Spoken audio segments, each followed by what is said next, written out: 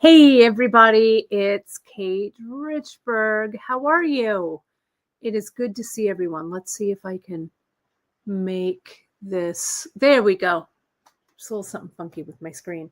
How are you? Happy Wednesday, everybody. As you can see down below, this is a pre-recorded broadcast. So I've got some things for you because I am out. I am away, right? I'm filming this right before I leave. So yeah. So pre-recorded late. What else do I have to say? It's the last thing I have to do before I leave on vacation. So so this is going to be a fun one. I also have a broadcast for you on Friday that I've actually already done. I did them out of order. So that's going to be a fun one. So stay tuned to your newsletters.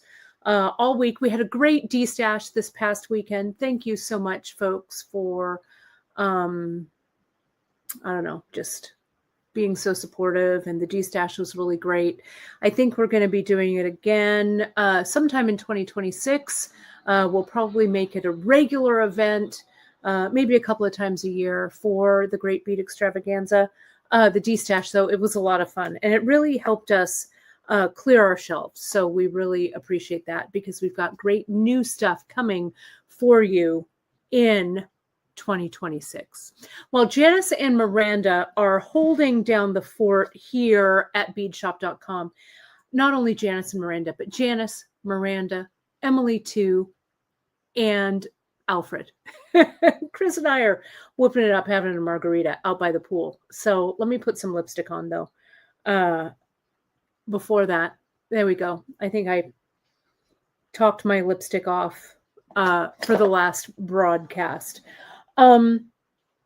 So today we're going to finish the Born Yesterday project that I started last week. I have some tips for you to finish that up. And then I also want to take a look at some of the new stuff I launched this morning.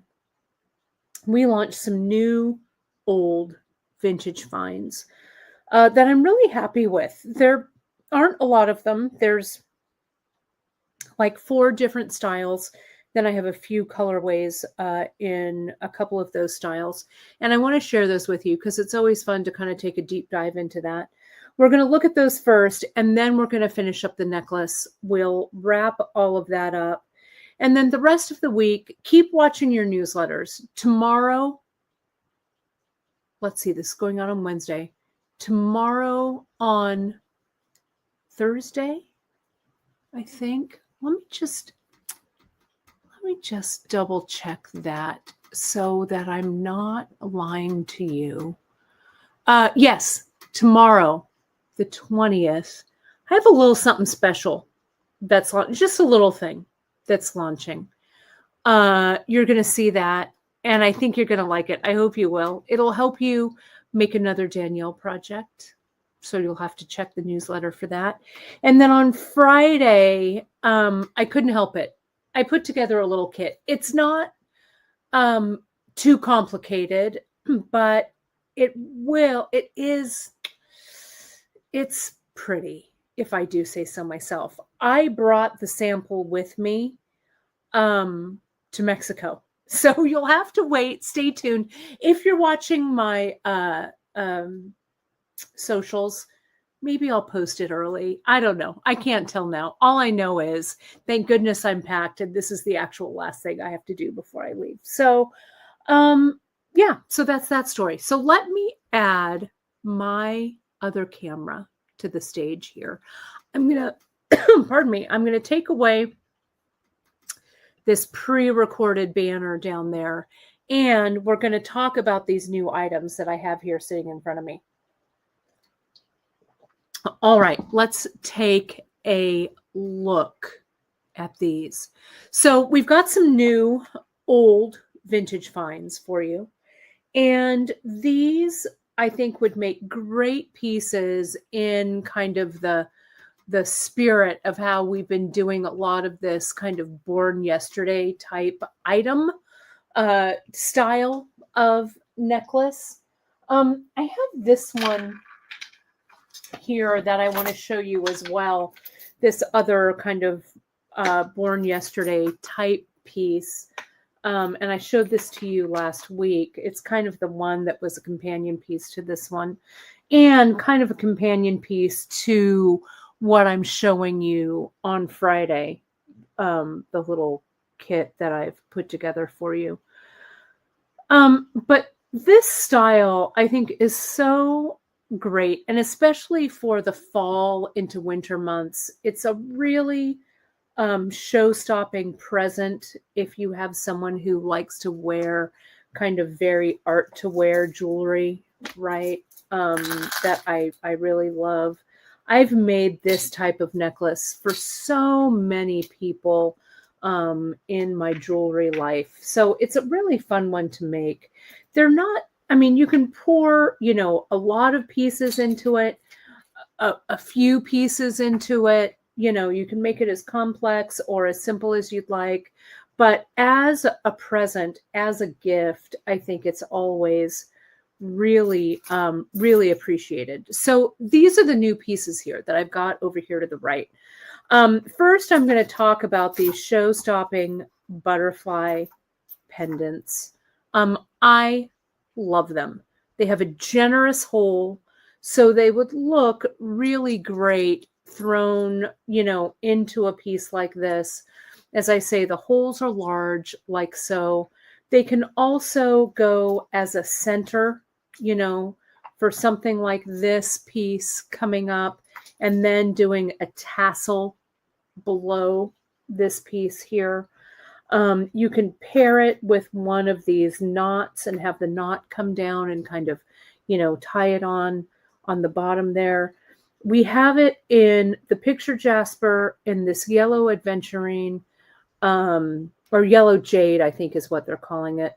And this really beautiful red jasper piece here. Now, I want to measure these for you so you can see what these measure out at.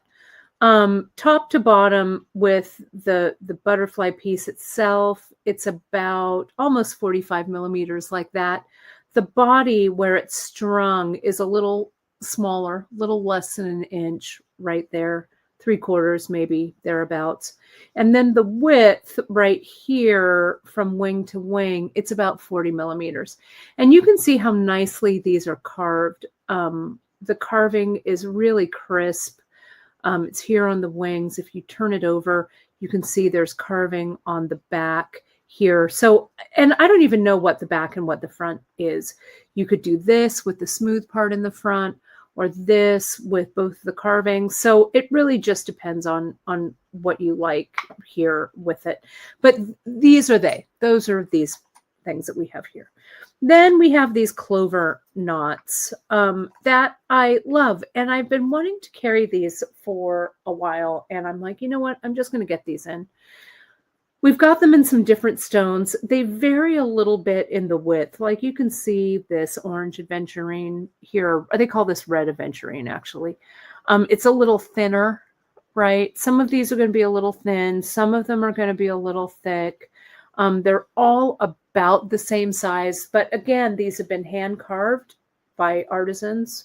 And these these are at least 20, probably to 25 years old.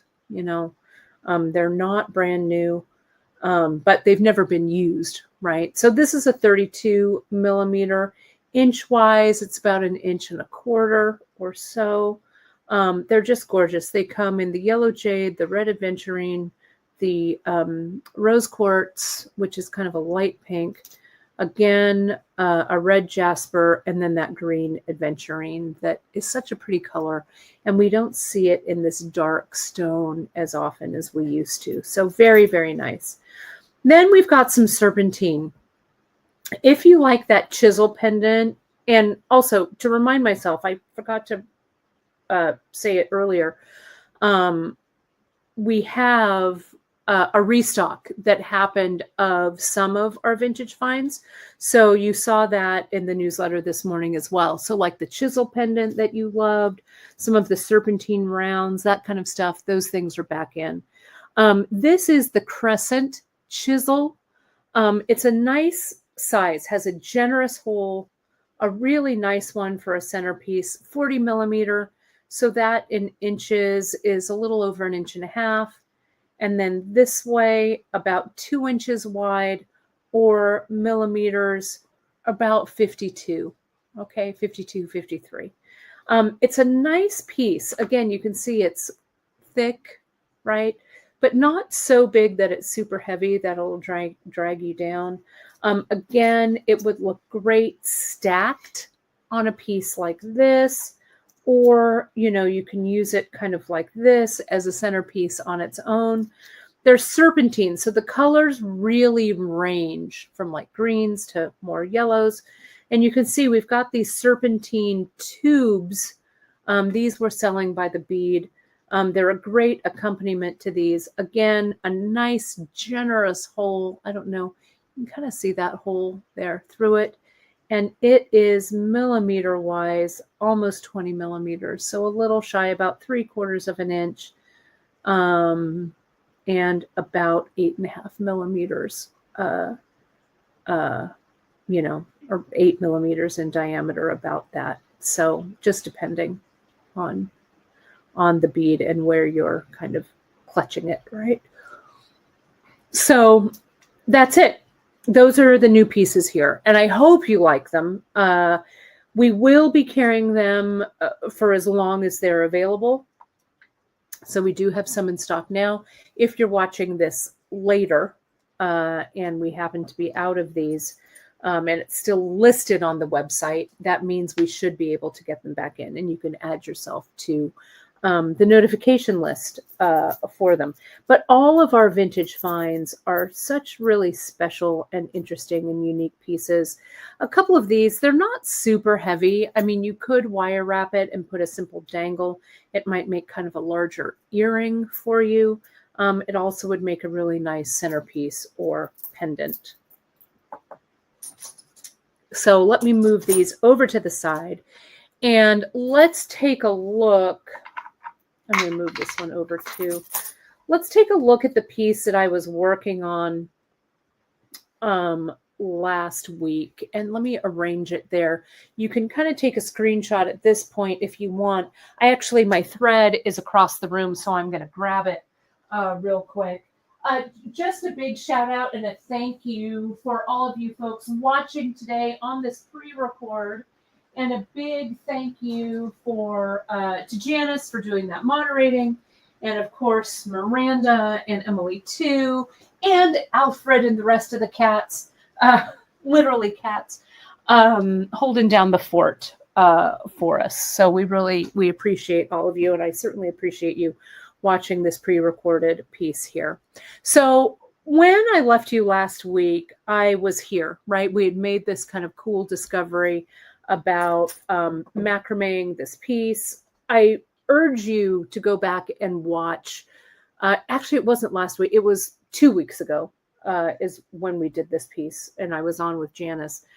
We had a really fun discovery, a really lively discussion about this kind of macrame, kind of going down, then coming back up. So I finished this section. Then I added on another one of these old Cameroon. We're going to get these back in. If Janice hasn't put them back into stock yet, we will be getting them back in. You folks love them. We got a bunch in, but they went right out the door. So I promise you, these vintage old Cameroon will be back. Then what I did was I put this carnelian disc here, and I didn't do this same macrame. To be honest, I'm like, oh, I don't have a lot of time, really. And I wanted to see how this naked thread looked here. And I don't dislike it, to be honest. I feel like it looks maybe a little thin. So I could come back like I did here, do some macrame over all of these, which I may do. I also might come in and do some more wrapping with the Ceylon, maybe, to just make it visually look a little more weighty. I don't know. But for now, I'm okay with this. I could also string some like seed beads or metal beads or something on here, he, she, whatever, and wind it Pardon me. Sorry. I had a little bit of a hiccup there. But wind it through so I've got some beads that are covered on there. So, oh, sorry. I hope I don't have hiccups through this whole, oh my gosh, through this whole broadcast. Hang on. Hold, please. There we go. Chris is coming over and he's all, "Are you okay? Do you need water?" Oh, yeah, I've got water. Oh my goodness. Sorry about that, everybody. The perils of going live, even when it's pre-recorded. All right. There we go. Okay. So, and even if I did have the hiccups, I would just press on through. I don't know. Anyway, so we're here. We've woven that piece.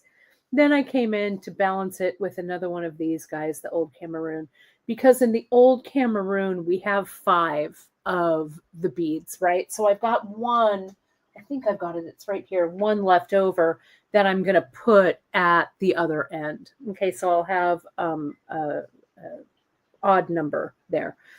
Then I went on, I put the other trade bead on here, and then I used what we call the wood carving. It's a serpentine bead. So if you look at what I've got here, I did that macrame in between, and you can see I've got this base strand that I'm stringing on, but I'm getting shorter and shorter with these strands that I was macrameing on. So what I'm going to do here is I'm going to add on some more thread. I'm going to show you how I do that. And then we're gonna finish this up. So what I did with this wood carving is I put this one, and it's a serpentine bead, but we've called it wood carving. I'm going to come in. I am going to knot all of these beads together, or all of these strands rather, together like this, right? Now, what I'm going to do, let me zoom out a little bit. Let me show you front ways. I've got my thread, and this is going to be the macrame. All this week we're doing the macrame. I'm going to do a really generous, this is about maybe 50 inches. Maybe I'll go a little bit more, maybe about 60 or so, maybe like a wingspan all the way across like this. So that'll give me enough to macrame with. I hope I won't have to add any more thread. So let's take a look at that knot that I did here. So what I'm going to do is I'm going to find the center of these threads, the middle, right here, right? Like this. I've only caught one. I want to catch 2 of them. Come on in there. There we go, like that. Now I'm going to tighten this knot closed. Okay, just like that.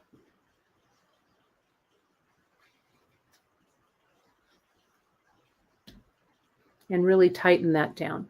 Okay, so my new thread is centered, almost centered, behind that knot. Okay, like that. All right, so that's ready to go. Now I still have this base to string on, and I can get rid of these short tails right here. Okay, so I'm going to do that. I'm going to put on some, I'm going to get right inside that knot actually with my GS Hypo Cement. And I'm really just going to let that dry.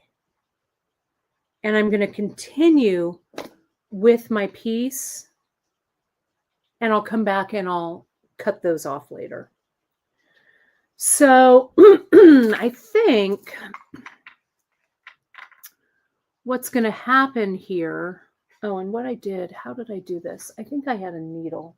Hang on, I had it sitting, it was floating around, and I said, here they are. And I said, I got to put this aside because I can't lose this needle.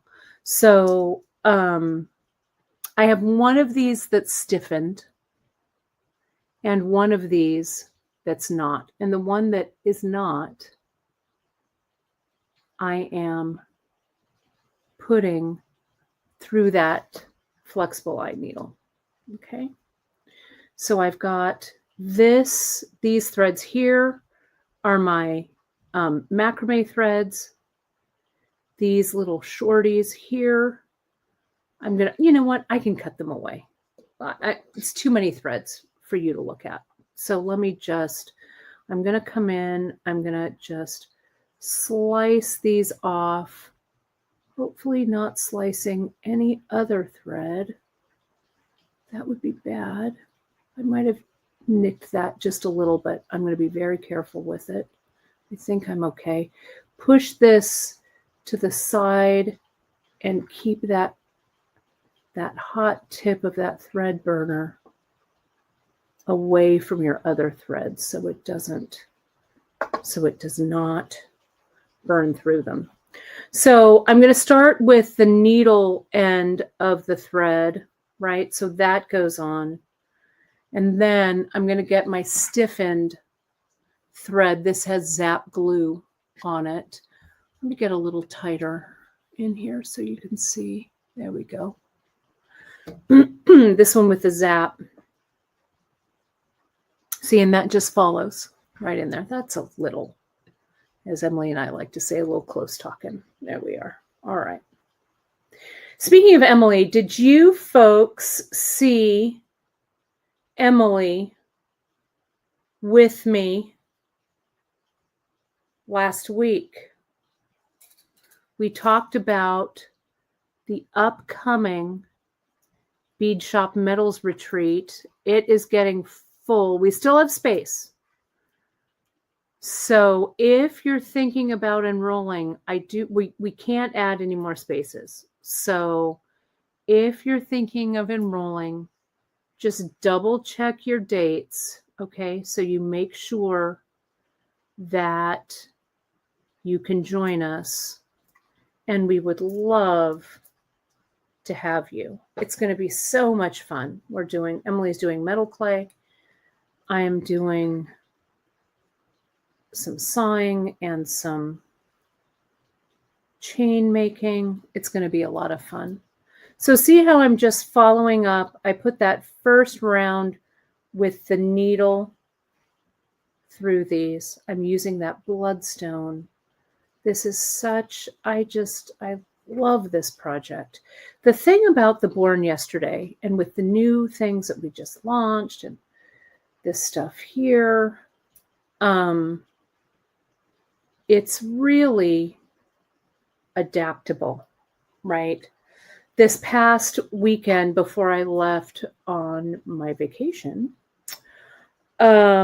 I was at the Fresno Fiber Arts Guild, and we had a really fantastic speaker. Some of you know her, Marcia DeCoster. And Marcia is a very well-known seed bead artist. She came to our Fiber Arts Guild and gave a talk, and then she taught a class. And unfortunately, I couldn't take the class because I was going to be gone the next day, and it just didn't work out. But her talk was so interesting. And what she talked about was her kind of evolution as a designer, as a seed bead artist.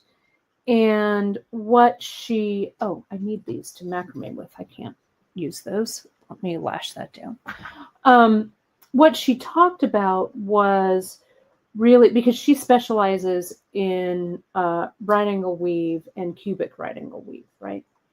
So she talked about really becoming very proficient at that stitch and understanding the thread path of that stitch. So since she really mastered it, she was able to use that and create a lot of variation on design without thinking too much about the technique that she was doing, right? Getting mastery over that technique allowed her to really explore it in almost an infinite number of ways. she has 5 basic ways of doing this right angle weave and cubic right angle weave. So it was really interesting, and it got me to thinking about kind of the basics that we do here, and the mastery over the basics, like this simple macrame stitch that I'm doing here, right? And this is one of our skill builders. I've just kind of jumped in and done this.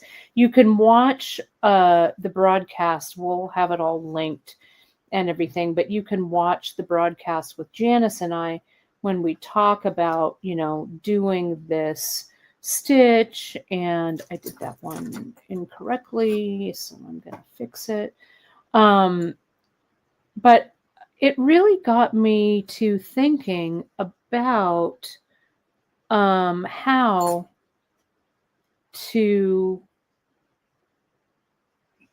doing this stitch over and over and doing it in different iterations or in different projects.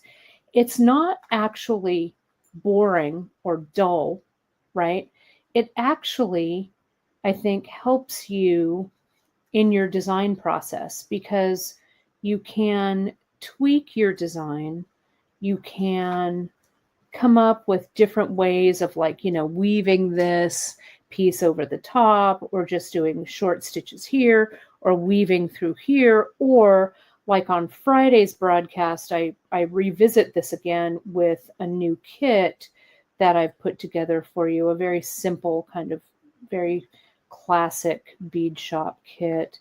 But I think it really helps you with the mastery of design. So sometimes when I think about it and I go, oh, you know what? I keep just doing macrame over and over, or I keep doing brick stitch over and over. But I think conquering the thread path and conquering those tips and techniques, that's okay, right? It gives you a body of work. It gives you a specific look to your work, right? It starts to hone your craft, hone your eye. So it was great. So a big shout out to Marcia DeCoster for doing that. Some of you may remember her from her books. She's done a lot of really great books. She taught at Bead and Button and Bead Fest all of those years. She's been on Interweave, done videos for Interweave Press. She's been kicking around the bead world for many years. We've known each other at least, I'd say 35 years. We were trying to figure it out. So yeah, it was such a wonderful talk. And, but I wanted to share some of that insight that she so generously shared with me, with all of us at the Fiber Guild. Okay, so and that also took me to getting to this part. So let me take a look at where this piece is going to sit. Okay, on me, measuring wise, right? So I'm just going to hold it up. It's the way I measure most things. And I have a feeling, that it's done, right? This is going to be offset a little bit. I like the way, let me enlarge this. I like the way that this is kind of sitting in the middle, that this one disc is sitting off to the side. And if I hold it, I'm actually going to have to take one bead off because it's done. I'm finished. And I will let me give you a door-to-door. I'm going to take this one off and I'm going to give you a door-to-door measurement and then we'll do a bead count and stuff here. But let me see what we've got. Here's my tape measure. And yeah, this is coming in. This one's a little, it comes in about 18 and a half. I want it to be at about 19 inches or so. So that's, or 19 and a quarter. So that's about right for me. And, again, it's that mastery over the thread path. You get an inkling of, oh, I'm getting close. I can see how this looks. Oh, I better try it on. Right. So look how nice, look at how great that just progression of those beads look. Okay. So let me go back to this. Hang on. Let me get the speeding up here a second. There we go. Okay. So, What I need to do here is I need to finish this one. I need to finish with a macrame, just a couple, so I know nothing is lashed down, but I'm going to try and kind of get it. I think I need like 4 or so, thereabouts. And we need to end this with a large hold bead, which is why I'm using that old Cameroon bead. Because, and then what we're going to do is we're going to put this bead on. We're going to create our loop, which is why we put the toggle on in the first place, because we have to have the closure on before we put our button, or our loop. Let me rephrase. We have to put the button or the closure on first so we can measure the loop so that the loop fits it. There we go. Phew, I don't know why that was so difficult for me to enunciate, but it was. So here we go. I'm going to do this. I'm going to come through.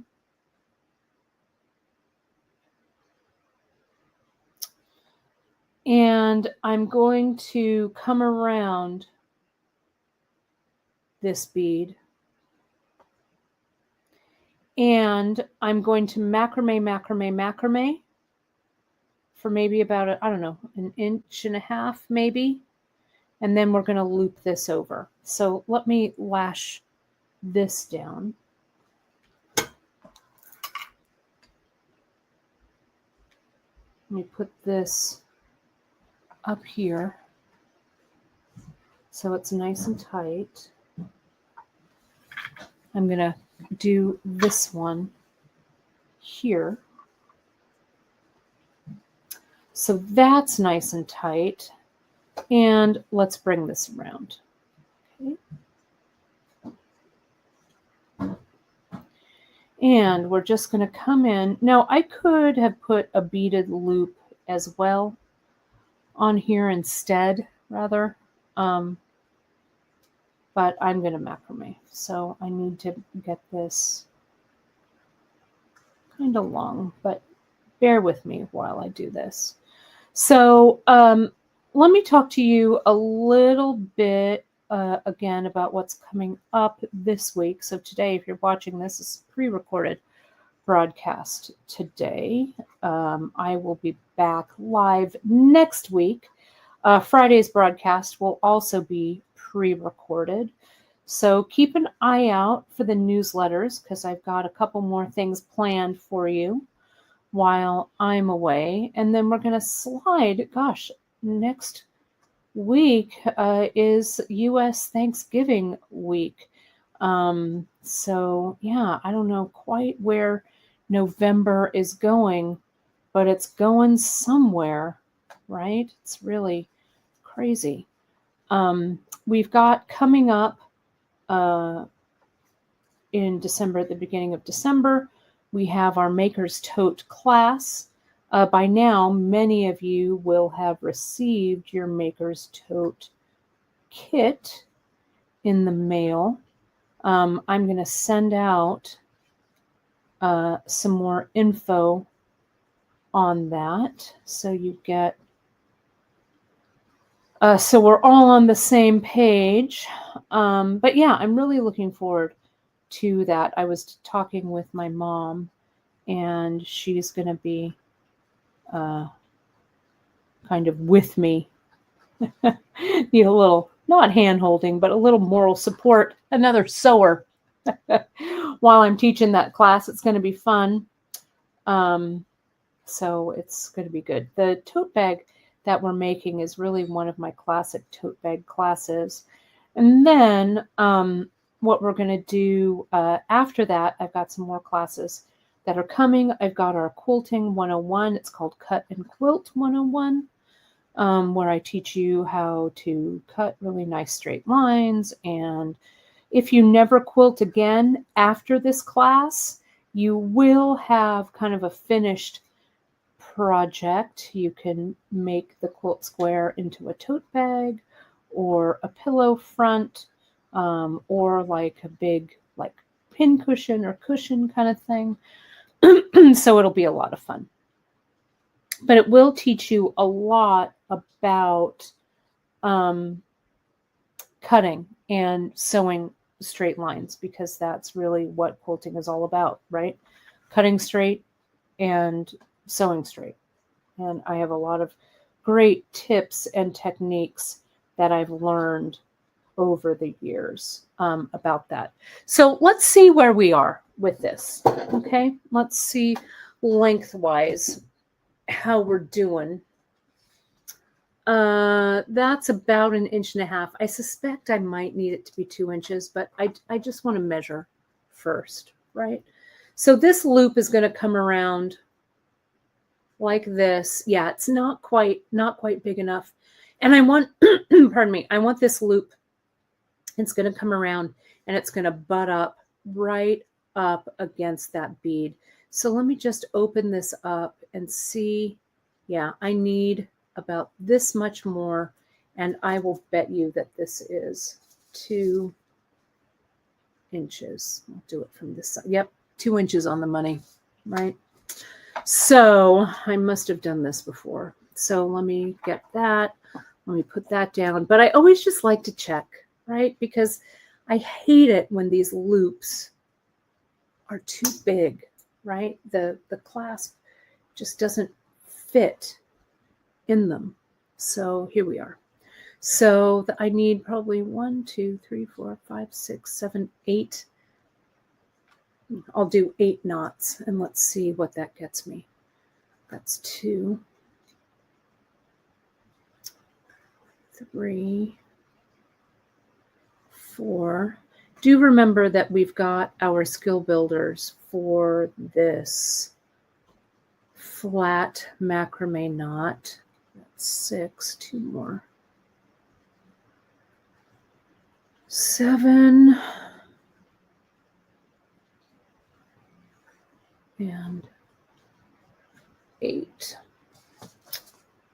So, yeah, that's 2. Okay, let me double check it. Hold this together. And yeah, it slides over just fine.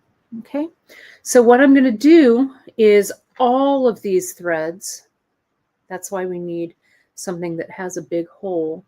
And I'm going to put all of these threads in my needle because I can double up and get everything through there. So these 2 will go through this collapsible eye. This one. And these needles have a little twist at the end, right? So it holds all of the thread in there. And this will go. Okay. So now I'm just going to slide. See that needle going back through? See how it brings all of that thread through right after it? Before I tie anything down,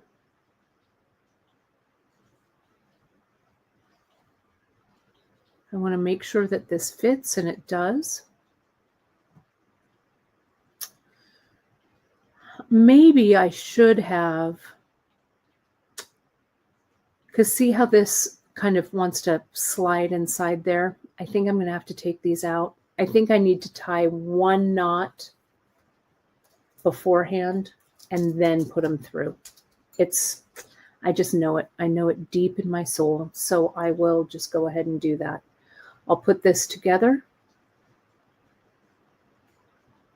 I'll make sure the loop isn't twisted. So see, it's coming together like this. I'm going to clamp it right there. And I'm going to knot it. You know what I'll do so that it's easy for me? I will put these 2 through, and then I'll follow with the other 2 after I knot.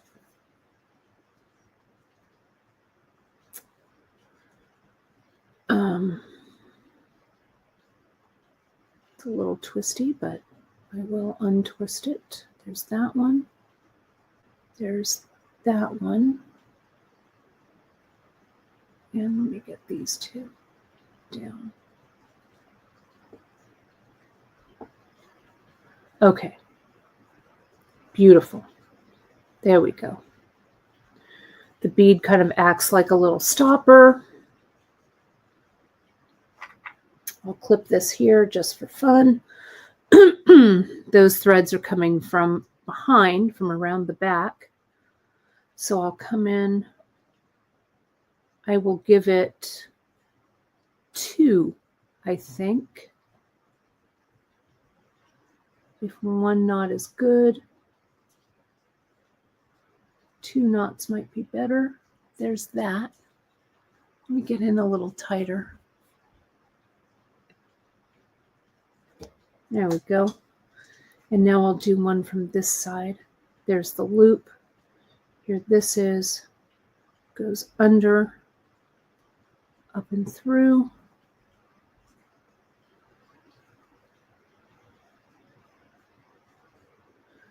And here. Okay, great. Now, let's check this loop one more time. But it looks like the right size. Yeah, perfect. Perf. Look at that. So pretty. Now, I guess I could stop it there, but it's not strong enough for me. I'm going to come in. I am going to, plus it would sit kind of funny if it ends there. I think it needs to go through that bead. I'm going to go ahead, put both of these through the needle.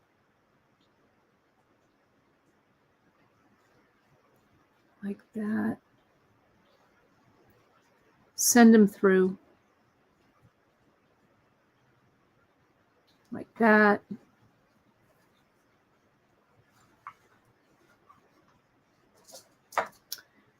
And I'm going to split these in half, one short one and one long one on one side, one short one, one long one on the other side. Let me just tighten everything down. It'll make for a nicer stitch. Sorry, let me zoom out. I don't want to be too much out of frame. Sorry, I'm really into it. I'm not watching the screen. Okay, so there we go. So let me just come in and I'm going to macrame like 4 stitches below that old Cameroon with the doubled threads.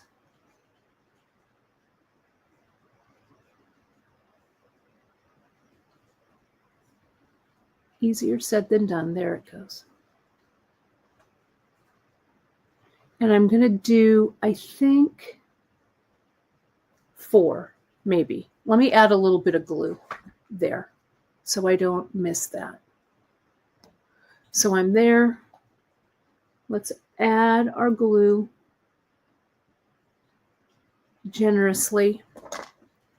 And I'll come in, but not overly generously, right? We don't want it to be messy, but we do need it to soak in. There we go. I'm going to do one more glue dot. Put it on those ends of those, you know, where they're going to tie. Put the lid on.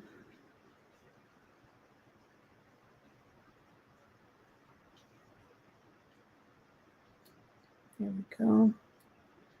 And I'll just do one more knot. What side? This side.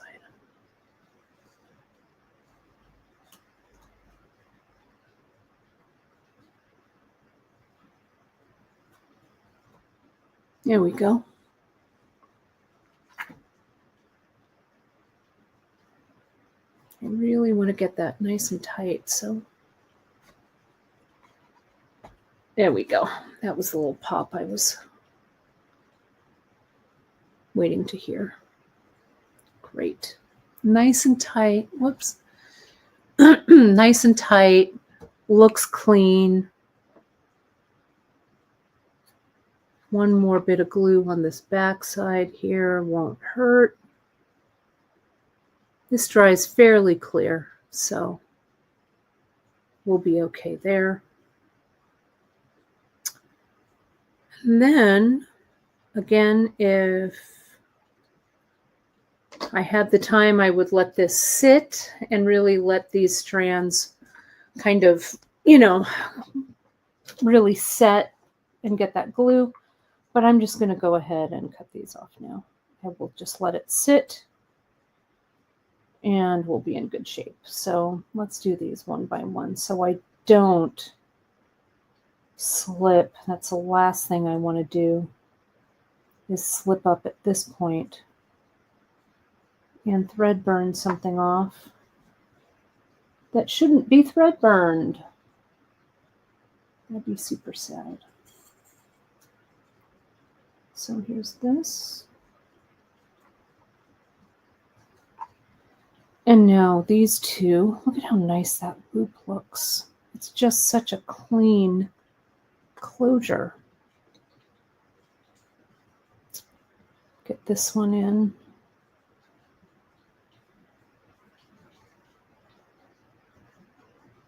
Make sure I'm not hitting anything else.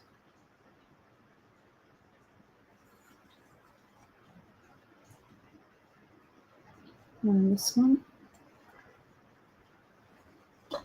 Okay. Look at this.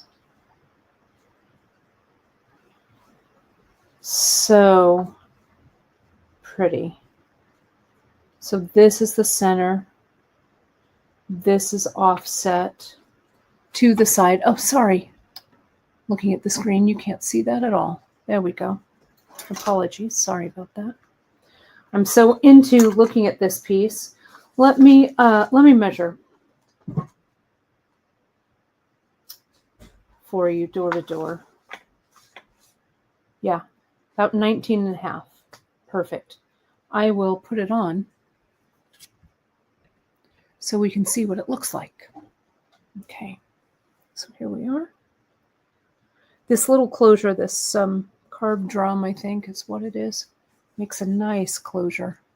Look at how good. Let me see. I can't look at myself in the thing. No, this way. There we go. Perfect. Yes, look. I really like this length. I like that it lays a little bit lower because it's got a lot more things going on down here. I think it's good. All right, my friends, we got through it. Yay. You know the drill. Let me put this up. You can find us on all the socials, right? Facebook, Insta, Pinterest. Like, subscribe, notify on YouTube. Hit us up all over the interwebs on social at beadshop.com. And if you have any questions, just reach out. We're on the other side of the computer at info@beadshop. Just to let you folks know, with the great bead-y stash that we had last week and, all through the weekend, we have a bunch of orders. Okay. And I'm not here this week and Chris isn't here. We didn't plan that so well, but couldn't be helped. So fulfillment times are a little longer. Okay. So I'm asking you to be super patient with us, because our small but mighty team is working as quickly and as accurately as we can for you.